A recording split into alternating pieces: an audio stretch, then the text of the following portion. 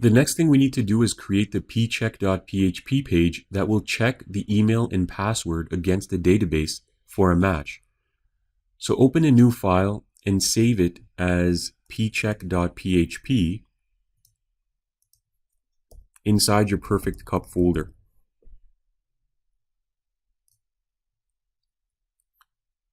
So we'll start with our open and close PHP tags.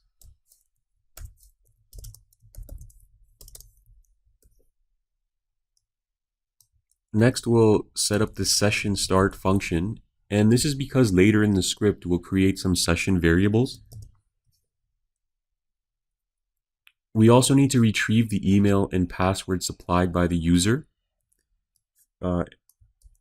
using the post method. Next, we create the database connection to our Perfect Cup database.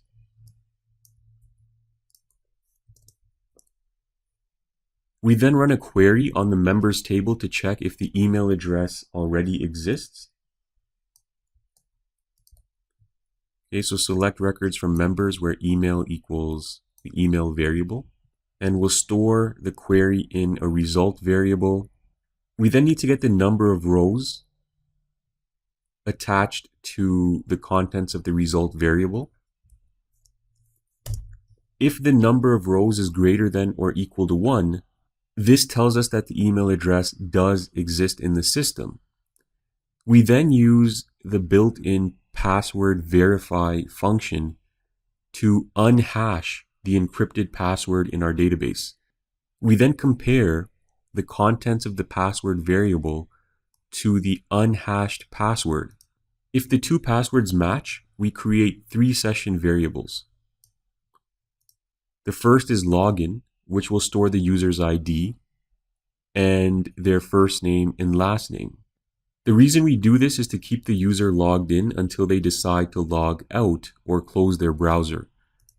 So there's really 2 ways of triggering these session variables. First, if the user just registered, and we did that earlier, or if the user logs in. So in both scenarios, these 3 session variables are created. If the entire process is executed, we echo the text true. And so that's a success code, which is transmitted back to the login page. If the email address already exists, or if the password verification failed, in both these situations, we output the error code false. And again, that is also sent back to the login page.